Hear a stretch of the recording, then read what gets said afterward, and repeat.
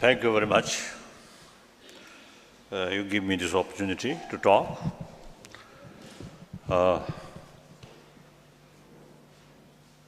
But when I received these two books,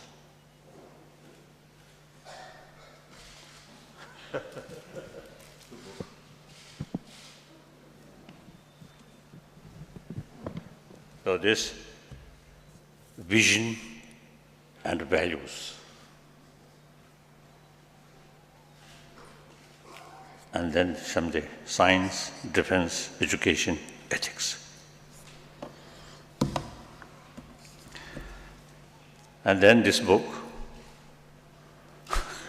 I think you give scientific humanism, repositioning Indian education. I think instead of listen my talk, please read these books. I think that's better.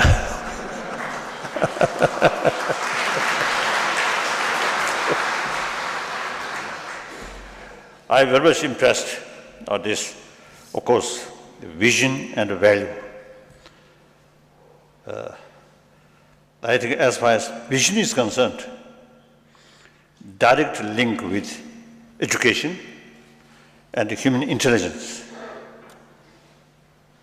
That, in a way, I think we pay quite sufficient sort of attention, vision. But then value. What's the value? Money or beautiful facility or just good body, more friend? No. Of course, these are part of value, but not real value. Value means you must get some, long-lasting benefit. That's real value. Money value, even fame, right? Fame may bring more worry, more anxiety, more stress, more suspicion. A friend also, just a mere friend, I think most cases, friend of wealth, friend of power, you may get more suspicion from these kind of friend. Genuine human friend come only on the basis of warm-heartedness. If you treat them, if you put 100% trust on them, respect them, take care of them, then they become genuine friend. That's a reliable friend. And the day-to-day sort of, happy mood. Money alone cannot bring. Power, no. Again, inner value. So, vision with value, what? Then, individually, becoming more happier person, and family level also happier, and community level also much happier. Then here, what kind of value? I love this one, this word, scientific humanism. I love this. Certain values based on faith. Faith towards something mysterious. So long it works, okay, very good. But not very sound.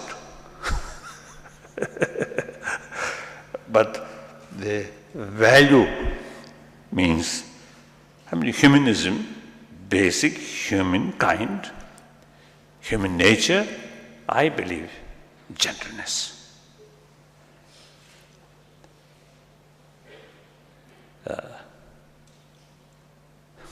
I think when we are very young, maybe more fresh, basic human nature. So they love play. Occasionally some quarrel. But most cases, the parent, particularly the mother, provides affection, compassion. The children themselves doesn't care about the children's sort of social background or their family background. So long the children play together, showing affection. I think these are the real human, express or very, very alive, basic human nature. Logically, we are social animal. So individuals' sort of happy life or successful life entirely depend on rest of the community. So the rest of the community is source of our future, source of one individual's sort of, success or happiness. So we have to take, like farmer, take sort of farmland, more, maximum care. Not love the soil, but that is their future. Their income, money come from that soil. So similarly, individual happy life depend on other. So that others are basis or source of our fortune. So it's taking care of them. It's a more natural sort of way. I think artificial sort of thinking, I'm independent. I never depend on them. Then exploit, cheating, lying, bully. In reality, long run, you are cutting or destroying basis of your own future. It's nothing to do with religion, I feel. So humanism, basic human nature is more gentleness. Gentleness not come from dullness. Gentleness come from full alerted mind, sharp mind, but more balanced with warm-heartedness. Then real human gentleness comes. So these not come from God or not come from sky or above, but come from within. So that's humanism. I think some sort of, because of some way to look, that's it, humanism. So that means also scientific. More research, we get more concrete sort of examples or concrete sort of experience. So that is scientific, not a mysterious thing. So I love this scientific humanism. So then perhaps I think Kodari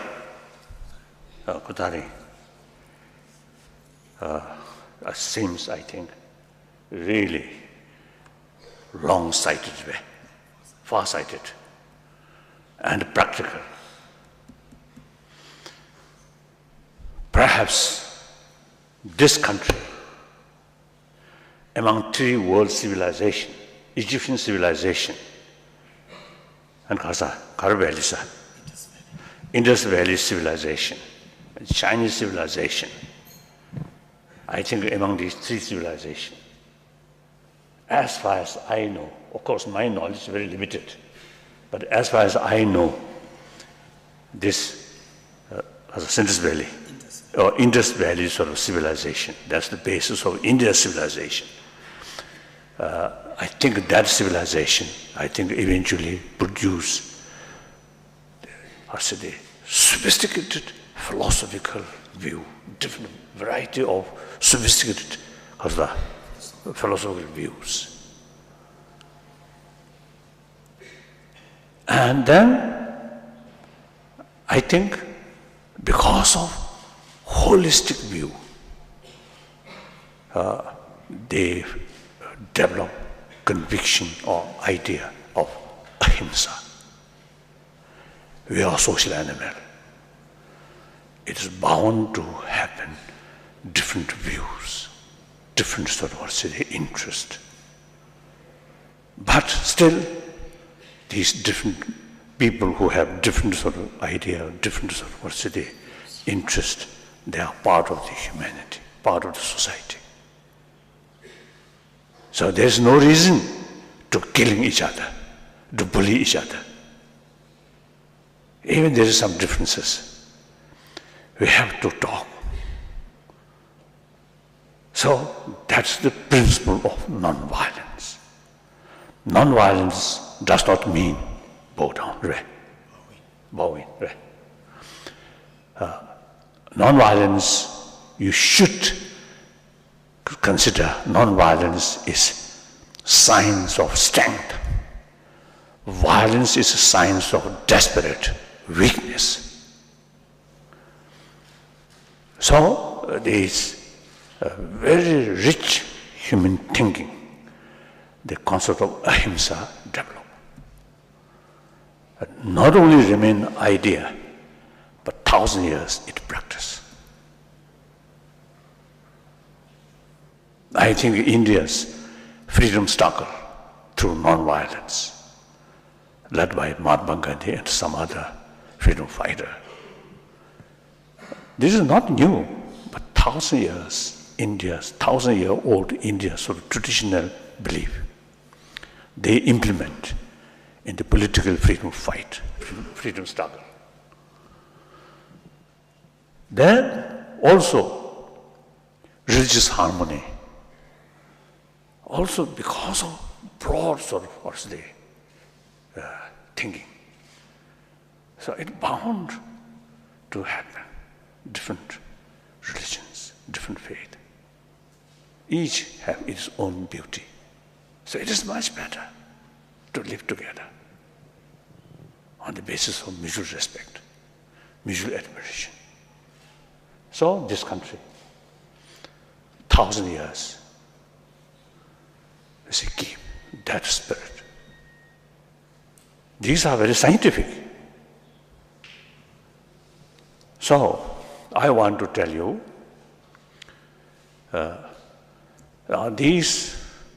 mainly these two things, non-violence, ahimsa, and religious harmony.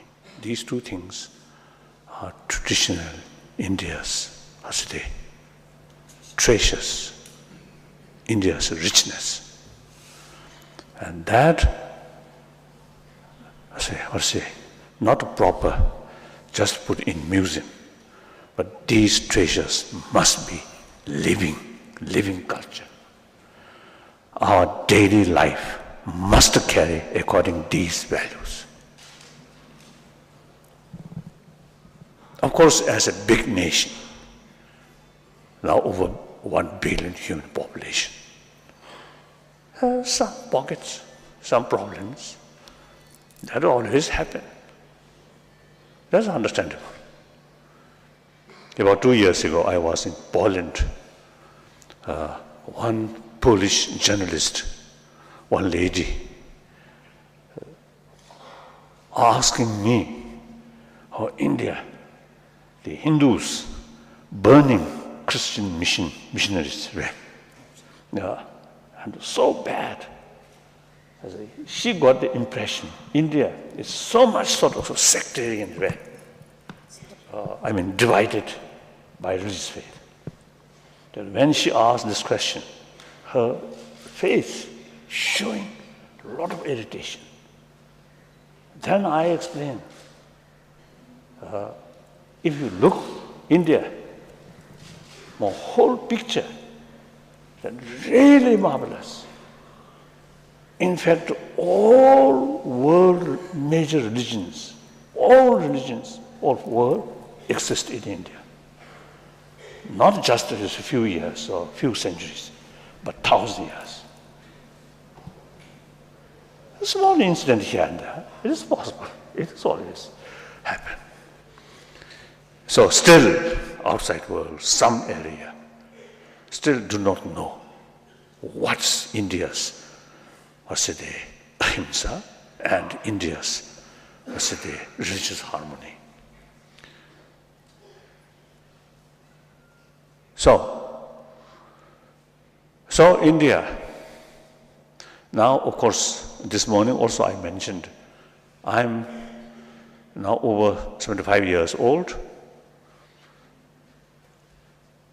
and because I become refugee, I have sort of a lot of opportunity to visit different places, and also, you see, the meeting with variety of people. So through personal contact, I learn many things. So then I got the conclusion, India's these two things, concept of ahimsa, concept of religious harmony, these two things are very much relevant to today's world. So therefore, wherever I go, I always talk these things. These are directly linked with 6 billion human beings. Ahimsa, very much relevant. Because of the vision, because of hope. Conflict there, source of conflict there.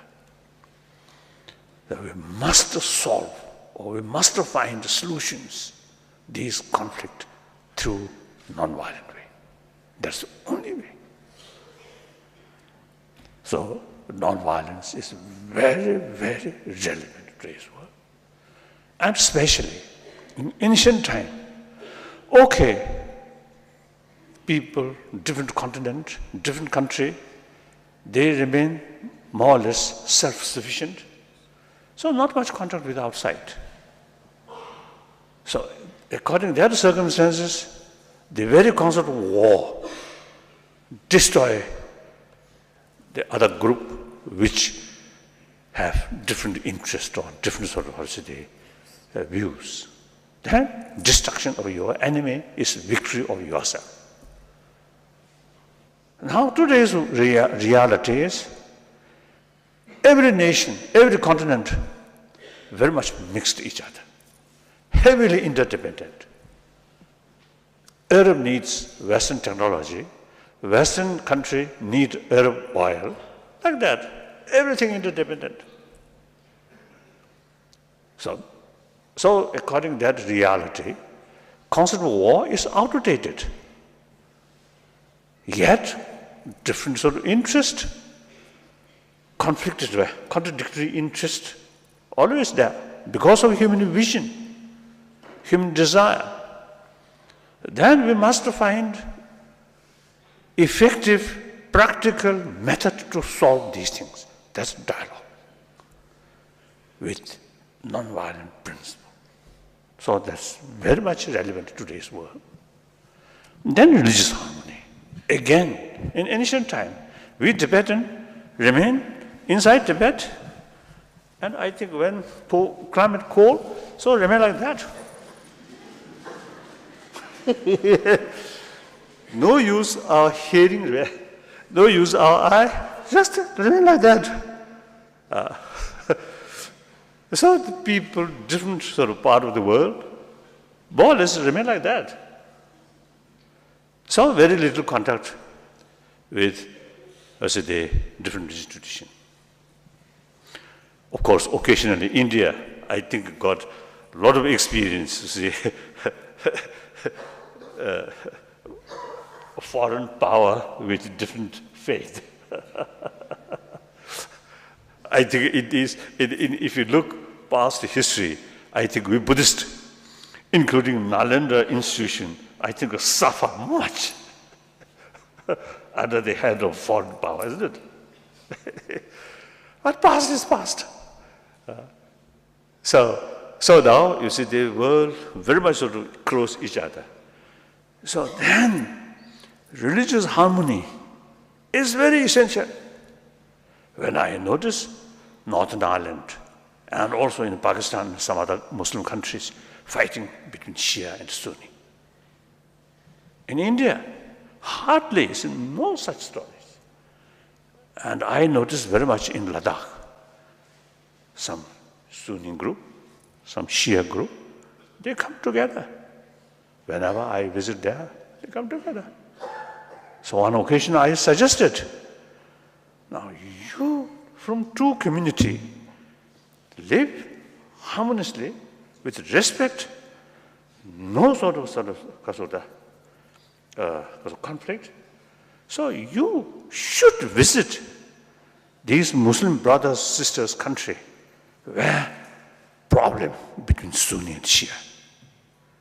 So Indian Muslim, I think, can make some contribution. And different sort of the religious group in this country, I think many occasions I express now India's 1,000-year-old tradition of ahimsa and religious harmony, now time come to more,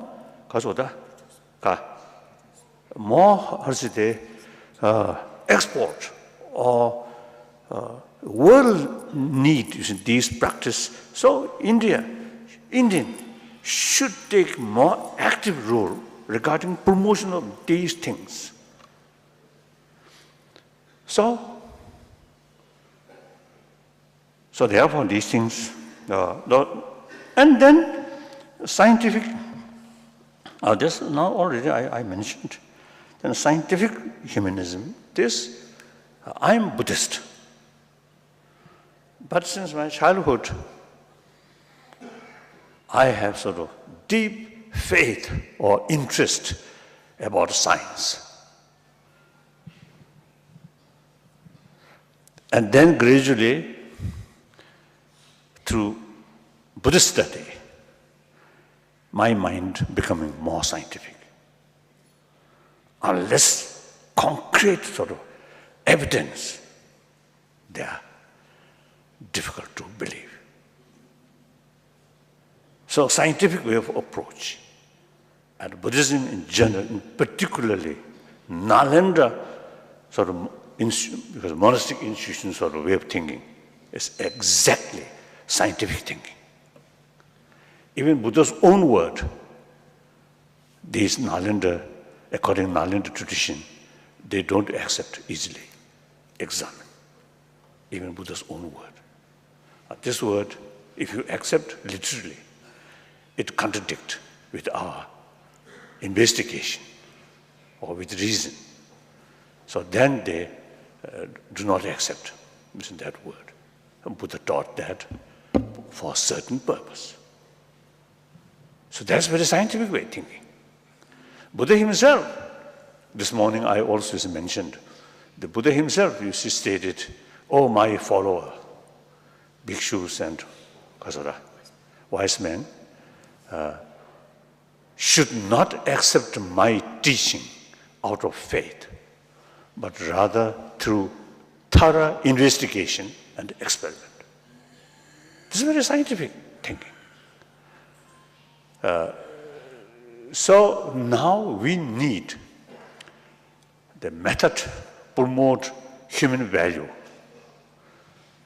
human compassion, human affection, not based on quotation, but based on actual experiment. That now scientists, latest scientific finding, they confirmed healthy body highly related with healthy mind. peaceful mind, calm mind, very important factor for good health. Few occasions in America, some scientist actually carrying, some professor actually carrying as a pilot project. Some say, some group of people and carry some lesson about training of mind, including mindfulness. Before they start, they check everything, blood pressure and amount of stress or mood, everything. And after a few weeks, they again check. They found differences. Blood pressure low, because of lower. And person, too much nervousness, people more calm. They actually notice. The other day I just mentioned another example. The guinea pig, two guinea pig, wounded two guinea pig. One with another guinea pig who constantly receiving licking, the wounded one. One just alone. Then they discover the guinea pig who have same wound but recover much faster the guinea pig who receive constantly licking from other. They have no religion, no constitution, nothing.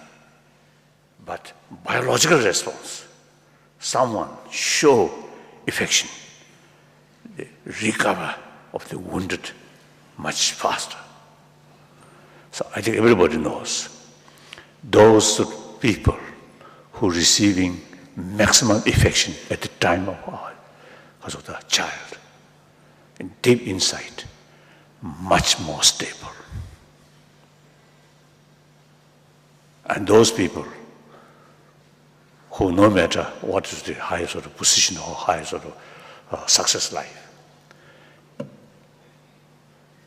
who are lacking at the time of their childhood, lack of affection, in deep inside, some sense of insecurity.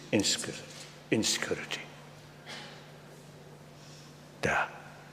So therefore, these are concrete sort of the proof. More calm mind is immense benefit to our health. And the amount of happiness, peaceful life in family. If that family, each member, main person, like to parent, more compassionate, that whole family, much happier. Even visitors, friend, as soon as they reach that family, they get some kind of warmth. Even animal, cats, dogs also. I don't know, bad bugs are there. Bad bugs or mosquito, whether they appreciate that sort of warm atmosphere, I don't know. Maybe, for them, maybe more tougher sort of attitude. As soon as they enter and go like that, maybe better. So anyway, recently, I met in my audience in Japan recently, one Japanese, she told me she visited Tibet recently. So one day in the car, some mosquito there. She, I think, going to catch or kill. Then the Tibetan driver say, oh, no, don't kill. And then open the window and release. Then also the hotel where she lived. Again, some fly used to come. Then all those, with all those Tibetans, they sort of, they jointly, try to catch, that fly, then throw outside, release from the window, like that. She told me she very much impressed. I also have this same sort of experience. One occasion in Prague, the meeting was Forum 2000. At break, lunch period, each collect some food and then sit somewhere and enjoy meal. In front of me, two ladies also eating meal. And then one fly, come and was stuck on carpet. Then one lady did that. I just keep quiet. And not nice to protest. Other occasion, my plane from Delhi to Kasa Assam side Kasa Guwahati. It stopped at Bagdora. Some tourist, some European group there. So while we stopped at Bagdora, they came to see me where I sit. They came towards me. And then one mosquito come. Then one lady do like that. Then I shout, "Oh, don't do that." Then on that spot, that right moment, they promised me in future they won't kill. Like that. So you see, I think through culture heritage, non-violent cultural heritage, these kind of things become habit. So person who don't care about other animals' life, then gradually these people don't care about other human beings' life. Right from the beginning, keep some kind of habit, not killing other. Then towards human being, no question. So in any way, happy family, happy community. I think some occasion I suggested within community, say 10 family made some kind of agreement within their compound survey, their circle. Create zone of peace.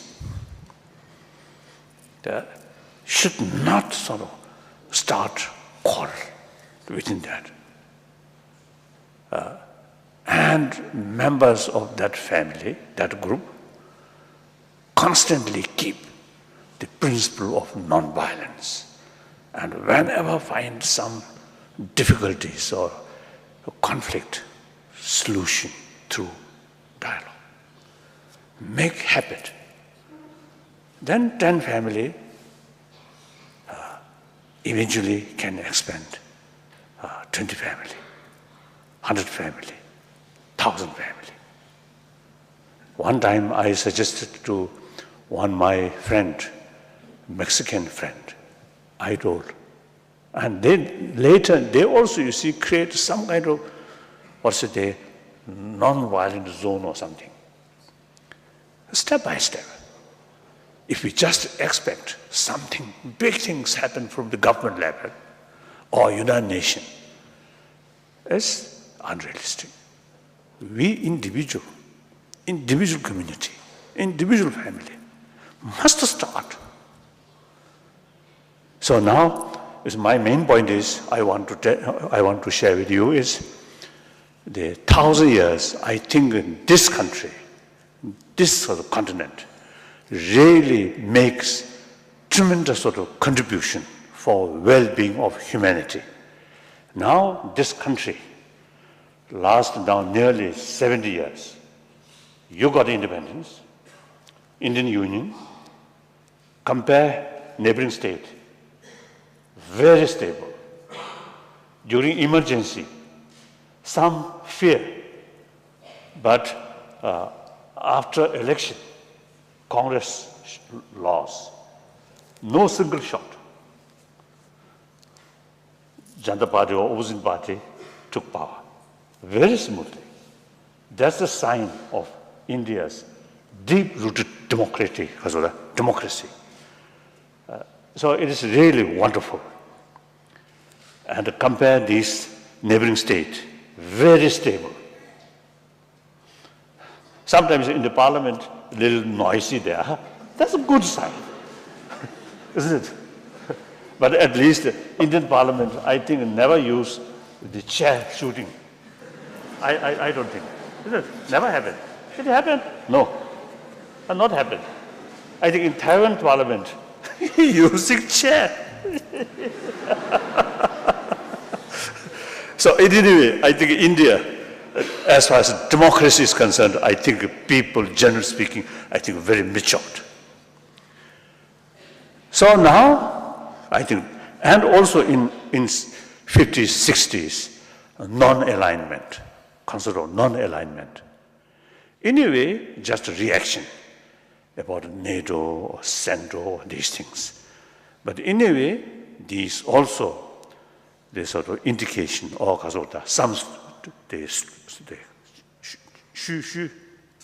some traces of 1,000-year-old non-violent principle.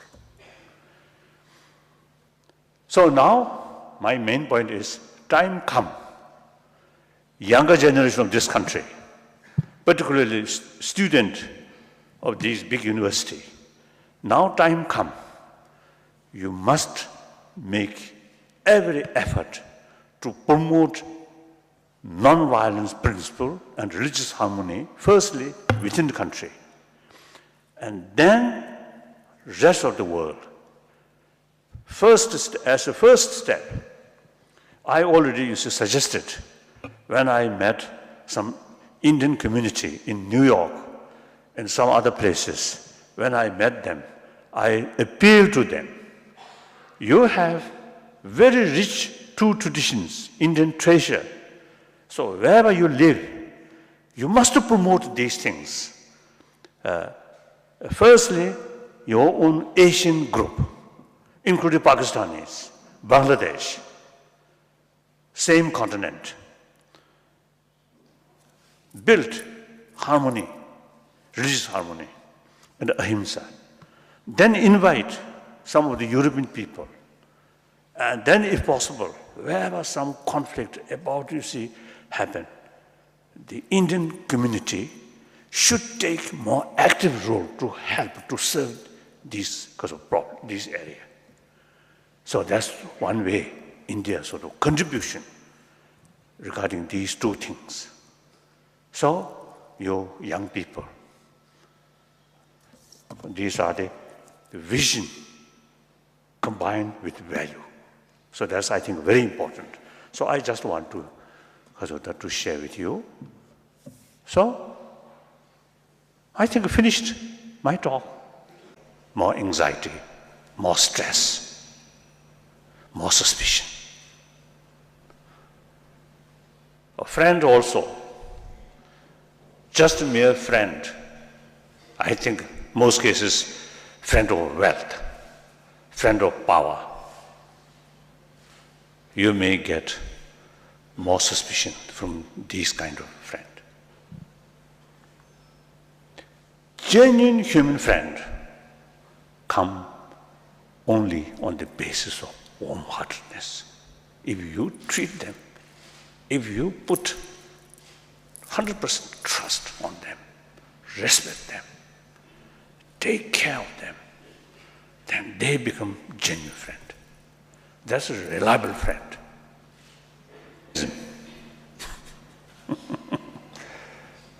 Repositioning Indian education. I think instead of listen my talk, please read these books. I think that's better.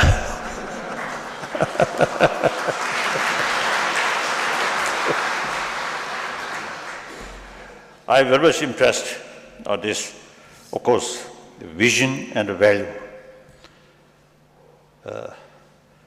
I think as far as vision is concerned, direct link with education and human intelligence.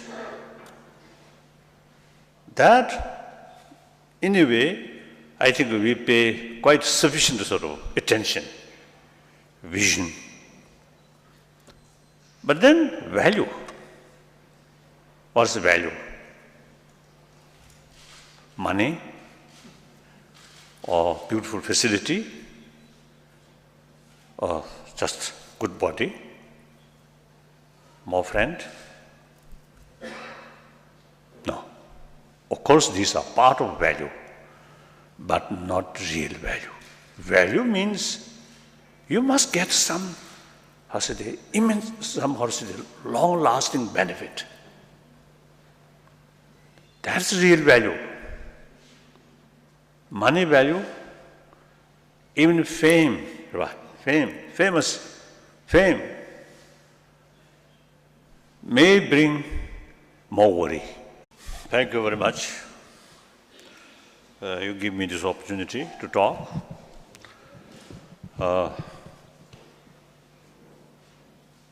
But when I received these two books,